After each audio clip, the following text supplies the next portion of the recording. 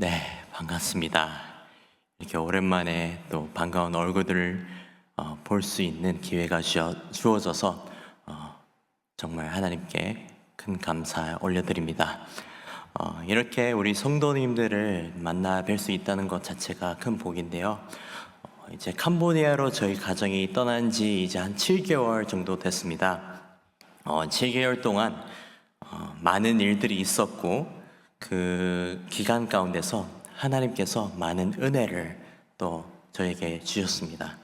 그래서 오늘 제가 여러분과 함께 나눌 이 시편 말씀은 저희가 7개월 동안 캄보디아에서 적응하면서 공부하면서 아이들 학교나 이제 사람들과 친해지는 그 모든 과정 속에서 하나님께서 저에게 큰 은혜를 주었던 말씀이고 또 많은 위로를 허락하신 말씀이기도 합니다. 그래서 오늘 이 말씀 한 번 더 함께 읽어보시고 제가 말씀 전하도록 하겠습니다. 함께 읽겠습니다. 이르시기를 너희는 가만히 있어 내가 하나님 됨을 알지어다. 내가 문나라 중에서 높임을 받으리라. 내가 세계 중에서 높임을 받으리라 하시도다. 아멘. 네, 여러분 오늘 함께 나눌 이 시편 46편 말씀은 고난과 불안 속에서도 하나님께서 우리와 함께 하시며 또 우리가 하나님 안에서 안전하다는 놀라운 소식을 전해주는 말씀입니다. 이 시편은 이스라엘 백성들이 위기 속에서 하나님을 찬양하면서 또 고백한 신앙의 고백입니다. 많은 학자들은 이 시편이 이스라엘이 전쟁이나 침략과 같은 큰 위기에서 하나님의 보호하심과 하나님께서 지켜주시는 그러한 경험을 했을 때 기록했다고 이제 추정을 하고 있어요. 이스라엘 백성들은 잦은 침략과 여러 이제 위협을 받고 지내왔지만 그럴 때마다 그들의 힘으로는 도저히 막을 수 없고 도저히 이겨낼 수 없는 그런 상황들이 종종 있었습니다. 그럴 때마다 하나님은 그들에게 성벽이자 피난처가 되어주셨다는 말씀을 오늘 시편 46편 전체에서 쭉 볼 수 있게 되는데요. 이 시편 46편은 이스라엘의 아픈 역사를 통해서 또 하나님이 우리의 피난처이자 우리의 힘이시고 위기 속에서 주님 한 분만을 신뢰해야 된다라는 메시지를 담고 있어요. 이 시편은 오늘 우리에게도 동일한 메시지를 전해주고 있습니다. 우리의 삶 가운데 어려움과 혼란이 찾아오더라도 하나님께서는 여전히 오늘도 우리와 함께 하셔서 또 우리의 피난처가 되어주시는 줄 믿습니다. 여러분, 우리의 인생에서 가장 힘들 때가 언제일까요? 우리는 보통 문제가 생겼을 때 최선을 다해서 그것을 풀어보려고 하지만 우리의 최선의 노력을 했음에도 불구하고 일이 잘 풀리지 않을 때 정말 힘들어집니다. 혹은 모든 것이 무너져 내리는 것 같은 경험을 하게 될 때 힘들게 되죠. 또 그럴 때마다 우리는 답답하게 느끼게 되고 또 허무함을 느끼게 됩니다. 이런 순간에 우리는 스스로를 의지하고 우리의 방법대로 문제를 해결해 나가려는 이제 모습들을 보게 돼요. 하지만 아무리 노력해도 해결되지 않는 문제 앞에서는 좌절감을 느낄 때 우리는 과연 어떻게 해야 할까요? 오늘 본문 말씀은 이런 우리 삶의 문제에 있어서 어려움들에 있어서 어떻게 해야 하는가, 사실은 우리 삶의 모든 방면 속에서 모든 상황 속에서 어떻게 살아가야 하는가를 세 가지를 전해주고 있습니다. 먼저는 우리 자신의 한계를 인정해야 됩니다. 말씀을 보면요, 우리에게 너희는 가만히 있어라고 말씀을 가장 먼저 하십니다. 이렇게 이 말씀을 하시는데 이건 사실 명령어예요. 그래서 명령어로 이 말씀을 하시면서 단순히 육체적인 쉼을 뜻하는 것이 아니라 우리의 마음과 우리의 영혼이 하나님 앞에서 잠잠해지는 상태를 의미하고 있습니다. 그래서 우리는 종종 우리의 노력과 계획으로 문제를 해결하려고 하지만 이 명령은 삶의 모든 상황 속에서 하나님을 인정하고 하나님께 우리의 주권을 넘겨드려야 한다는 것을 상기시켜주고 있는 거예요. 왜냐? 하나님의 역사하심의 전제 조건이 바로 나를 내려놓고 하나님을 인정하는 것에서 시작되는 것이기 때문입니다. 다시 말해서 우리의 한계를 인정하고 우리의 문제들을 하나님께 맡겨드릴 때 하나님의 역사로 우리는 진정한 평안을, 자유를 경험할 수 있다는 뜻이에요. 예를 들어서 모세를 잘 알고 계시죠? 출애굽기 2장 11절을 보시면 모세가 자기의 능력으로 이스라엘 백성 한 사람을 도와주려고 했습니다. 애굽 사람이 이스라엘 백성을 치는 것을 보고 도와주려고 맞서게 되죠.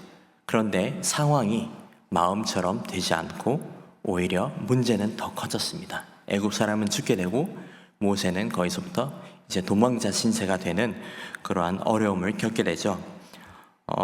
하지만 도망자로 광야에서 살다가 하나님께서 모세를 부르시고 하나님께서 모세를 이끄셨을 때에 놀라운 역사가 일어납니다.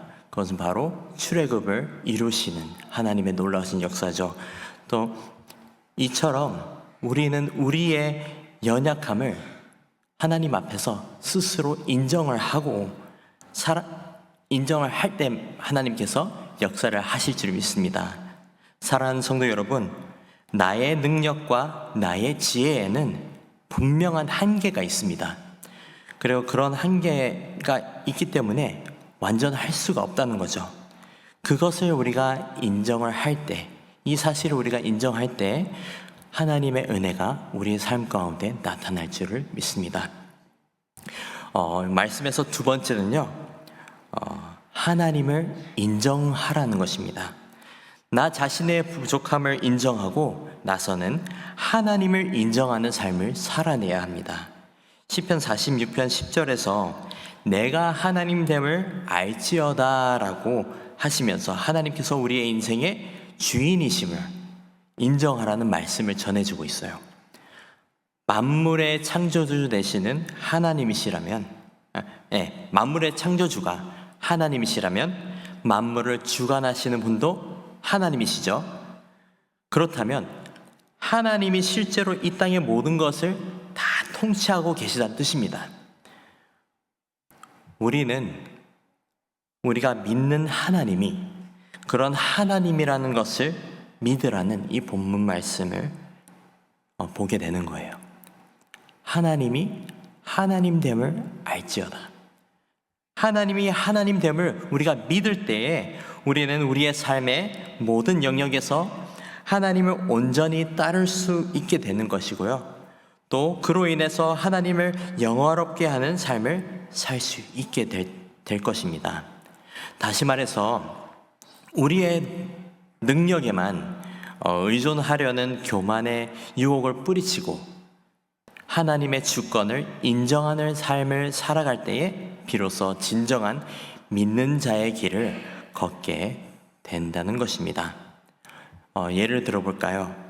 다윗의 삶을 저희가 뒤돌아보면요, 하나님께서 다윗을 부르시고 다윗도 하나님을 사랑하는 마음에 하나님 앞에서 하나님을 의지하면서 누구와 맞서 싸웁니까? 골리앗과 싸우죠. 근데 그 골리앗과 싸울 때요, 다윗은 골리앗 앞에 아직 어린 아이의 수준에 미치는 그런 상대였습니다. 하지만 그럼에도 불구하고 다윗은 하나님을 의지했고 하나님의 여호와의 이름으로 대적을 했습니다. 그렇게 됐을 때에 하나님의 놀라우신 역사하심으로 승리하게 되었고 하나님의 이름을 높여드리는 역사를 경험하게 됩니다. 우리의 삶에서도 마찬가지예요. 하나님을 진정으로 인정하게 될 때에 하나님께서 통치하시고 승리케 하시고 주님의 이름을 높여드리는 역사를 경험하게 될 줄 믿습니다. 하나님을 인정하는 삶을 살기 시작하면 눈앞에 보이는 삶의 장벽들이나 나의 부족함은 사실은 더 이상 문제가 되지 않아요. 사랑하는 성도 여러분, 내 삶의 문제보다 더 크고 위대하신 하나님이 계십니다. 하나님이 하나님 되심을 인정하는 은혜가 우리 모든 성도님들에게 임하기를 축복합니다. 오늘 말씀의 마지막 세 번째는요, 온전히 하나님께 맡기는 것입니다. 먼저 나 자신의 부족함을 인정하고 하나님이 하나님 되심을 인정해야 되겠죠. 그렇게 두 가지를 모두 인정하고 나서는 세 번째로는 우리는 온전히 하나님께 나의 삶을 맡겨드리는 삶을 살아야 돼요. 본문을 보시면 하나님이 이렇게 선포를 하십니다. 내가 문나라 중에서 높임을 받으리라. 이렇게 말씀하시면서 하나님께서 온 세상을 다스리시고 하나님의 계획이 궁극적으로 이루어질 것이다 라고 선포하신 거예요. 하나님께서 선포하신 말씀은 반드시 이루어지는 말씀입니다. 그렇다면 우리의 삶의 목적은요, 하나님께 영광 드리는 것이고 우리의 자신의 욕망이나 개인의 주장에 끌려다니는 것이 아니고 하나님께 온전히 맡겨드리는 삶을 사는 것이 되어야 된다는 거예요. 이 모든 것이 우리의 삶의 목적이 되었을 때에, 목표가 되었을 때에 참된 자유를 누릴 수 있게 되는 것입니다. 세상의 성공과 실패가 우리의 인생의 기준이 되는 것이 아니라 정말 하나님의 뜻이 이루어지는 것이 우리의 삶의 목표가 되어야 된다는 것입니다.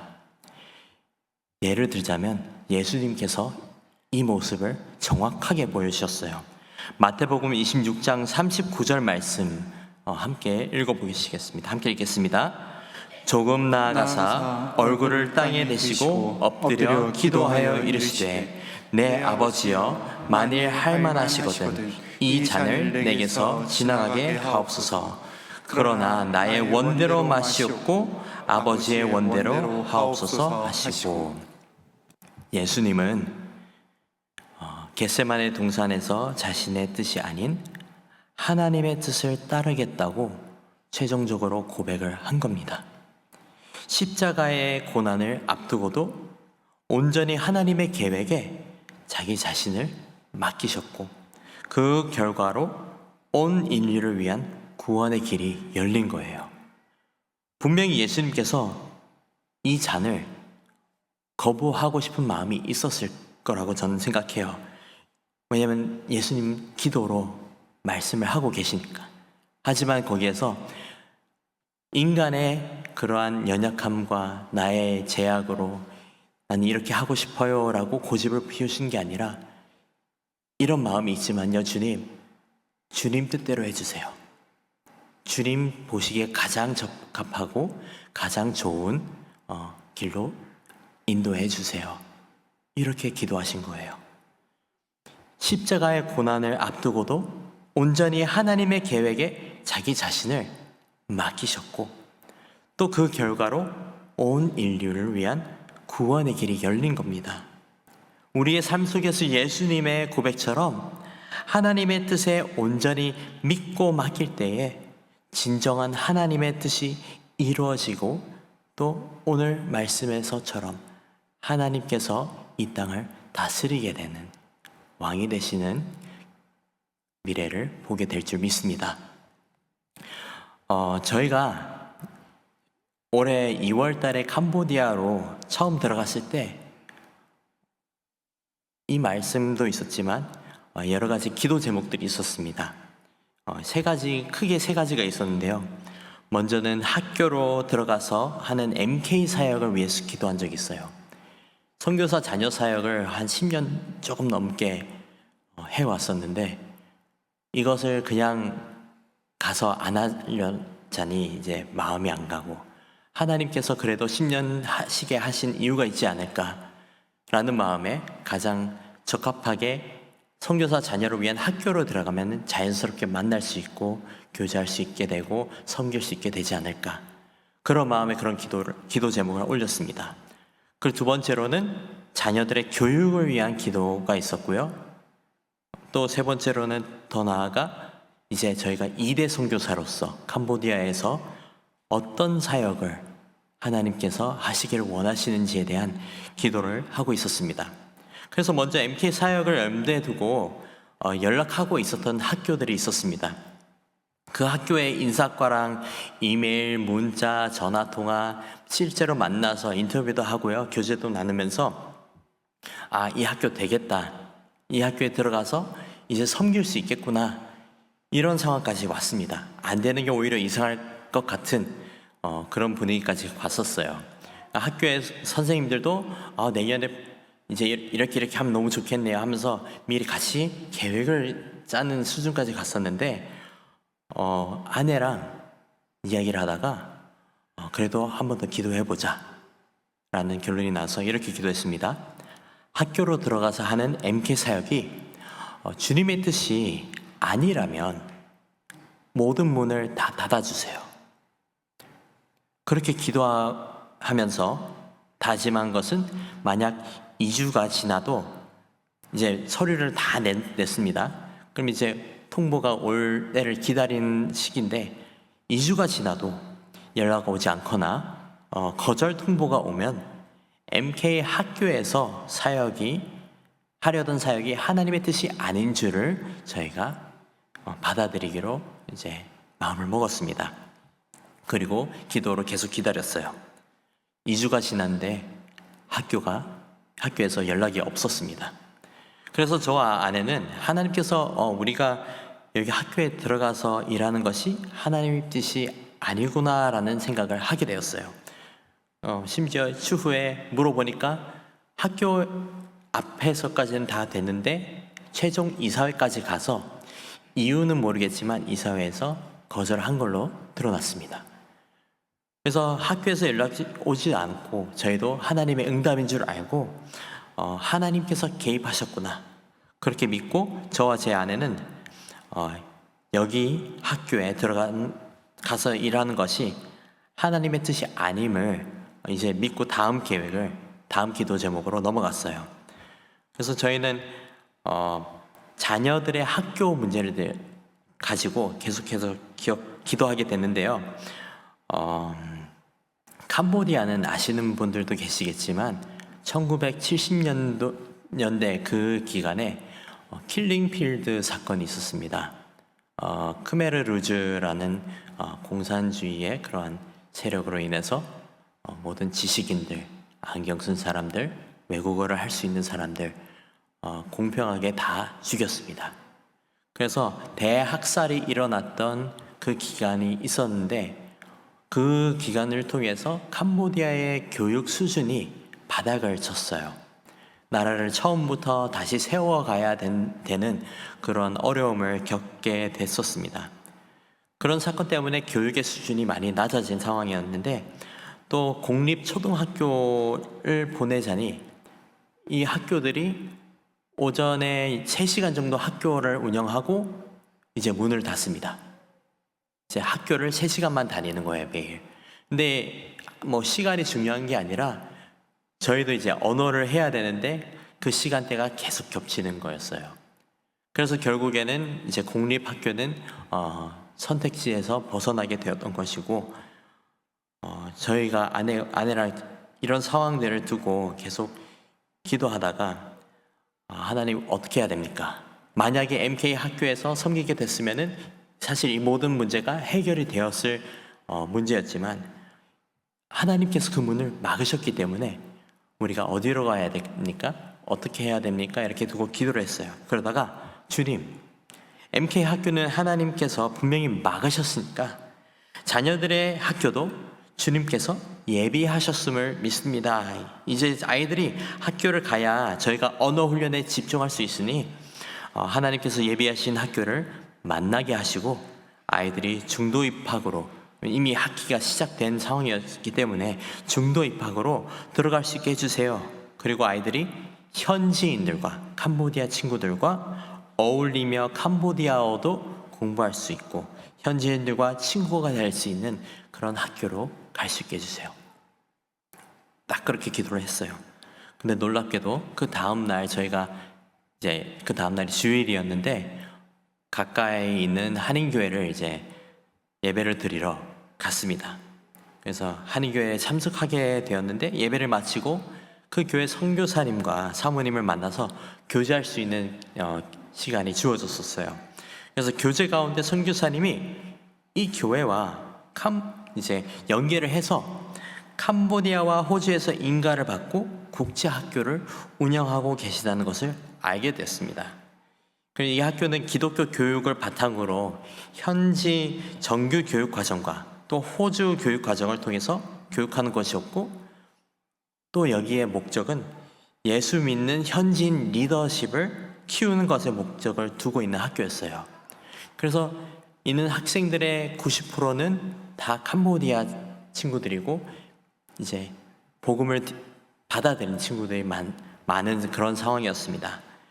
그리고 사모님께서, 그 선교사님 사모님께서 저에게 중도 입학해라, 당장 가능하니까 내일부터 아이들을 보내도 된다고 하시면서 놀랍게도 저희 자녀들의 교육이 하루아침에 해결이 되었습니다. 마음에 소원하게 하시고 기도하니 바로 정확하게 응답하시는 하나님의 놀라우신 은혜를 경험하게 되는 시간이었습니다. 그리고 아까 말씀드린 세 번째 기도 제목이 있는데요. 그것은 이제 지금은 세 번째 기도 제목인 2대 선교사로서 저희가 감당해야 할 사역을 보여주시고 길을 열어달라고 기도하고 있어요. 우선 푸놈펜에서 MK 학교에 들어가는 것은 하나님께서 아니다라고 문을 닫아주셨습니다. 그래서 저희가 주님, 그럼 저희가 왜 이곳에 왔습니까? 무엇을 하기를 원하십니까? 어떻게 하기를 원하십니까? 이렇게 두고 계속 기도를 하는 가운데 현지 사역자들과 교제를 하면서 저희가 깨닫게 된 것은 캄보디아에는 현재 단단히 세워진 현지인 리더가 적다는 것입니다. 또 그 나라 문화상 현지인 리더가 있다면 그 현지인 리더를 세운 선교사님이 계시고요. 그러면 그 선교사님이 우두머리 역할을 하게 됩니다.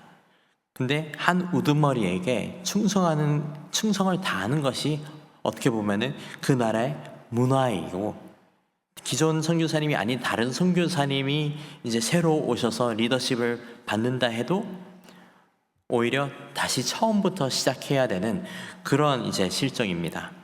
그렇기 때문에 일대가 단단히 다져놓은 기초 위에 사역을 더 확장시킬 수 있는 일은 2대가 와서 할 때 그 사역이 단단한 반석 위에서 지어질 수 있기 때문에 우리가 있어야 할 곳은 바탄방이구나라는 마음을 또 허락하셨습니다.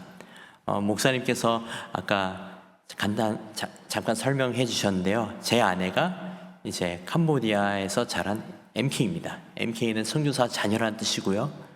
그래서 저희 장인어른은 천준상 선교사님께서 캄보디아 바탄방에서 사역을 계속해 오고 계십니다.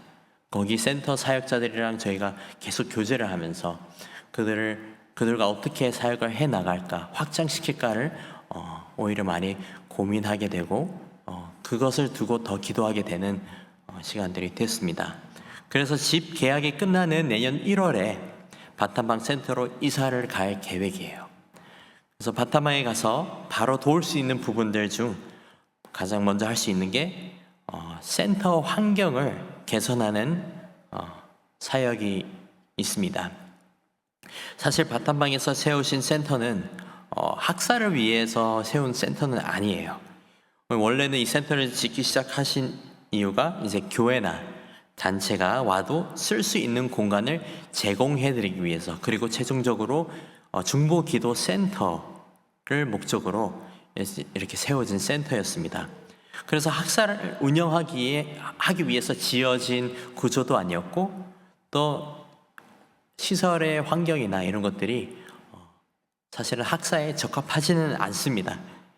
근데 센터에서 원래 학사를 하려고 시작한 것이 아니라 현지인들이 지낼 곳이 필요하다고 해서 요청이 들어와서 하나 둘씩 이렇게 받아들이다가 시작됐는데 매년 30명에서 50명의 청소년들이 함께 살고 있습니다. 그래서 그 친구들이 함께 지내면서 이제 시작된 학사인데, 그 학사 자체가 사실은 그런 용도로 지어진 곳이 아니었다 보니까 환경 개선의 필요성을 이제 느끼고 있습니다. 그래서 일단은 학사를 하게 된 배경은 캄보디아의 어느 캄보디아 시골에는 중고등학교가 거의 없습니다. 있어도 오토바이 타고 막 2-3시간 가야 되는 거리에 있고, 그러다 보니까 학교를 포기하는 그러한 경우들이 많다고 해요. 그런데 이제 킬링피드 사건으로 이제 나라가 한번 바닥을 치고 이제 올라와야 되는데, 이제 부모님들이 하나둘씩 교육이 필요하구나 하면서 자녀들을 이제 교육시키기 위해서 도시로 보내기 시작한 겁니다. 근데 그 보내는 과정 중에서 도시로 보냈는데 도시에 가족도 없고 그냥 판잣집에서 지내가면서 공부하고 알아서 생활하게 되는 그러한 삶을 살게 됐었어요. 근데 그게 너무 힘들다 보니까 어느 한 친구가 이제 센터로 와서, 선교사님들은 이렇게 도와주시는 분들인 줄 알기 때문에 찾아와가지고 여기 교회에서 지내게 해달라고, 지낼 수 있을까요? 그러면서 시작된 학사입니다. 그래서 홀로 도시에서 어렵게 힘들게 지내던 한 중학생이 이제 실제로 이 센터의 학사가 시작된 계기가, 이 중학생이 찾아와서 돈이 없어서 밥도 먹기 힘들고 나무 판잣집에서 혼자 지내면서 공부하고 있는데 센터에 와서 혹시 교회에서 지내도 되는지, 이렇게 시작된 거예요. 그래서 지금은 아이들이 교육을 받을 수 있도록 잘 곳을 제공해주고 식사를 제공해주고 또 장학금을 연결해서 학업에 필요한 이제 물품을 구매할 수 있도록 돕고 있습니다. 물론 학사관에서 지내는 조건들이 있죠. 이제 새벽 예배와 예배들 참여와 또 이제 제자 훈련이나 이런 것들을 다 같이 들어와야 된다는 것입니다. 근데 그것들을 다 감사하게 받아들이고 복음을 받아들이는 놀라운 일들이 있었는데요. 현재 그 친구들이 지내면서 30명에서 50명, 많이 있을 때는 50명이고요. 보통은 30명에서 40명 정도 된다고 해요. 근데 그럴 때마다 밥 한 끼를 먹을 때 반찬을 위해서 드리는 돈이 단돈 10불입니다. 그러면 한 1,400원, 14,000원 정도 드는 거죠. 그러면 밥 이만큼에 이제 반찬 한 가지 위에 다 얹어서 먹는 그런 식으로 식사를 제공하고 있는데, 또한 이 센터가 학사를 위한 공간이 아니다 보니까 잘 공간이 마땅치는 않습니다. 그래서 다음에는 제가 사진이랑 이렇게 보여드리겠지만 타일 바닥에 그냥 따닥따닥 붙어서 바닥에서 자는 그런 모습들을 볼 수 있습니다. 그래서 잘 곳도 그렇다 보니까 옷을 놓을 장소도 없어서 그냥 대충 어느 구석에다가 쌓아놓고 거기서 꺼내 입고, 빨래도 이제 빨래 넣을 데도 없으니까 밖에다가 막 널어놨다가 바람 불고 비 오면 다시 젖고 또 다시 마르고 다시 젖고 다시 마르고, 이런 모습들을 계속 볼 수 있게 돼요. 근데 그런 사역들이 이제 있다 보니까 이제 환경의 개선이 필요하다라는 마음을 저와 제 아내에게 하나님께서 허락하셨습니다. 또 두 번째로는 이 현지 사역자들이랑 교제하다 보니까 축구 사역을 시작해달라고 요청을 해왔어요. 이제 사역 초기에 센터에서 자란 이 중고등학생들, 캄보디아 현지 친구들이 본인들이 자기 마을로 가서 어린이 주일 예배를 개척을 했습니다. 그렇게 센터에 이제 포함되어 있는 6개 개교회들이 있어요. 다 각자 사역자들이 여기서 목사 안수를 받은 사람은 아무도 없습니다. 그냥 주일학교가 우리 동네에도 있었으면 좋겠다 해서 가서 주일날 오전에 센터에서 예배 드리고 오후에는 각자 마을로 가가지고 어린이 예배를 드리는 거예요. 근데 그런 친구들이 하다가 얘네들이 축구를 좋아하니까 축구로 전도 겸 함께 교제를 했으면 좋겠다 해서 자비로 이렇게 사역을 해왔습니다. 그런데 자비로 하기에는, 지속적으로 하기에는 부담이 있기 때문에, 또 많은 어려움들이 있기 때문에 저희한테 축구 사역을 정기적인 축구 사역을 할 수 있도록 도와달라고 저희에게 요청을 해왔습니다. 이 축구 사역을 통해서 마을에 있는 친구들도 이제 오히려 더 많은 다른 마을들과 연합할 수 있는 계기가 되고 함께 예배와 함께 공동체 의식을 가지게 되는 좋은 매개체가 되더라고요. 그래서 이 현지 사역자들이 이렇게 요청을 해왔고 저희는 그것을 가지고도 지금 계획 중에 있습니다. 이 두 사역은 저희가 생각해서 이렇게 하면 좋겠다라고 꺼낸 것이 아니라요. 모든 현지 사역자들이 이것의 필요성을 느끼고 이것을 요청을 해왔고 계속 기다렸던 부분이라고 합니다. 그래서 선교사가 비전을 가지고 가는 것도 정말 중요하지만 지금 저희가 가진 사명은 현지인 리더들이 더 깊이 뿌리를 내리고 단단히 세워져서 더 이상 선교사가 필요 없는, 정말 필요 없어서 자립할 수 있는 사역지를 만들어 나가는 게 저희의 사명이라고 생각해요. 그리고 또 현지인들에게 더 많은 것을 보여줌으로써 그들이 꿈을 꾸고 비전을 갖고 자발적으로 일을 시작해 나갈 수 있도록 옆에서 지지해주고 때로는 멘토링도 해주고 세워주고 격려해주고 이렇게 지지대 역할을 할 수 있는 그 역할이 저희의 사명이지 않을까라는 마음을 주셨습니다. 그래서 그 역할을 너무나도 하고 싶은 소망이 저희 안에 있습니다. 그래서 저희는 그들에게 더 많은 것을 보여주고 싶고요, 지원해주고 싶고요, 또 자립할 수 있는 길을 함께 고민하고 열어줄 수 있기를 기도하고 있습니다. 우리의 꿈, 우리의 열정, 우리의 계획이 아니라 하나님께서 그 현지인들에게, 그 현지 사역자들에게, 캄보디아 하나님의 백성들에게 허락하시는 비전에 저희가 귀를 기울이고 그들을 돕기를 간절히 원합니다. 하나님께서는 하나님의 말씀에 온전히 순종할 자를 찾고 계십니다. 우리의 열정과 우리의 욕심을 내려놓고 하나님이 어떤 길을 열어가신지를 바라보며 한 걸음씩 걸어갈 때에 삶이 주는 고난 가운데서도 환경의 영향을 받지 않고 평안함 속에서 버텨내고 하나님께서 이미 승리하신 그 승리의 영광을 우리 모두가 누릴 줄 믿습니다.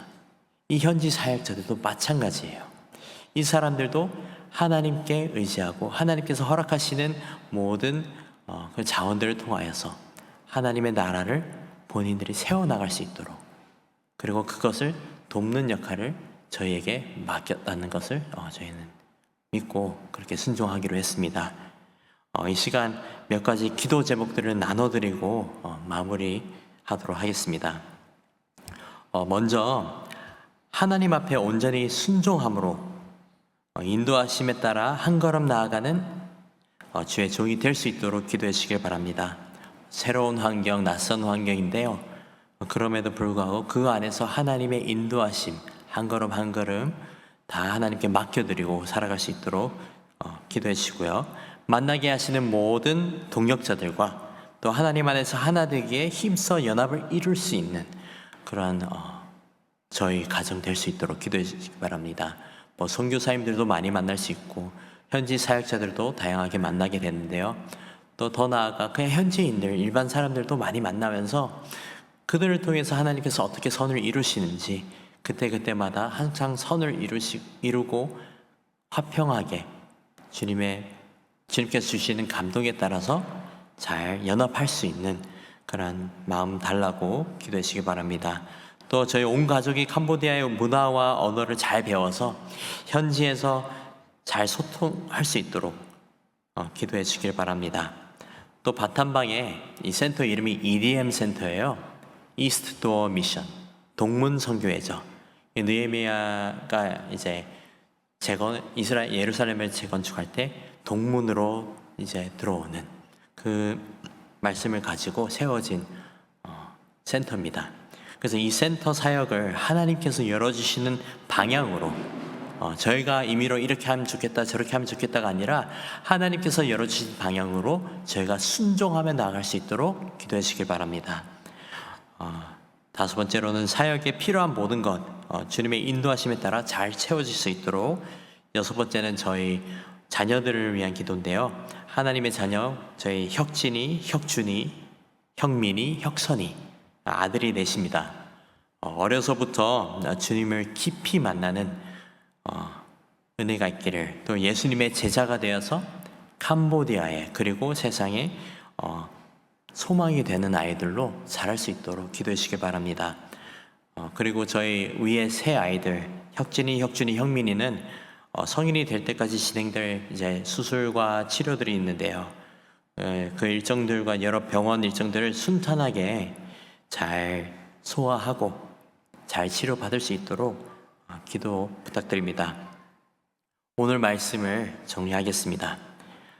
오늘 본문 말씀 시편 46편 10절은 우리에게 하나님께서 모든 것을 다스리시고 계심을 믿으라, 그리고 주님 안에서 평안을 누리라, 이렇게 명령하는 것 같습니다.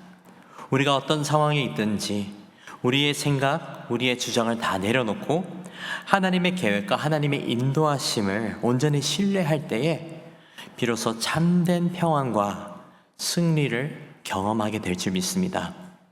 그렇게 하나님의 주권을 인정하는 삶을 통해 하나님께서 주시는 평안을 누리며 모든 삶의 터전에서 한 걸음 한 걸음 주 안에서 승리하는 저와 여러분이 되기를 주님의 이름으로 축복합니다. 함께 기도하겠습니다. 우리를 사랑하시고 우리의 피난처 되시는 주님 감사합니다. 하나님께서 우리를 한 사람 한 사람 불러주시면서 우리에게 평안을 약속해 주셨습니다. 주님 부름받은 모든 주의 백성들이 온전히 주님을 믿고 주님이 주님 되심을 인정하고 모든 것을 주님께 맡겨드리는 은혜를 허락해 주시옵소서. 나의 생각, 나의 방법, 나의 가치관, 이 모든 것을 내려놓고 하나님의 놀라우신 섭리를 기대하며 오직 순종하는 믿음을 가지게 해달라고, 그렇게 믿음으로 살아가게 해달라고 주님 인도하여 주시옵소서. 삶 가운데 어려움을 마주쳤을 때에 가장 먼저 주님을 찾게 하시고 가정에서, 일터에서, 또 사역 가운데서 겪게 되는 어려움들을 주님께 맡겨드리고 주님께서 가장 기뻐하시는 모습으로 살아가게 하옵소서. 여기에 모인 모든 주의 부름받은 백성들에게 기쁨으로 순종하는 믿음을 내려주셔서 주님의 참 평안을 누리게 되는 복을 허락하여 주시옵소서. 감사합니다. 사랑합니다. 이 모든 말씀 우리의 피난처 되시는 예수님의 이름으로 기도드립니다. 아멘.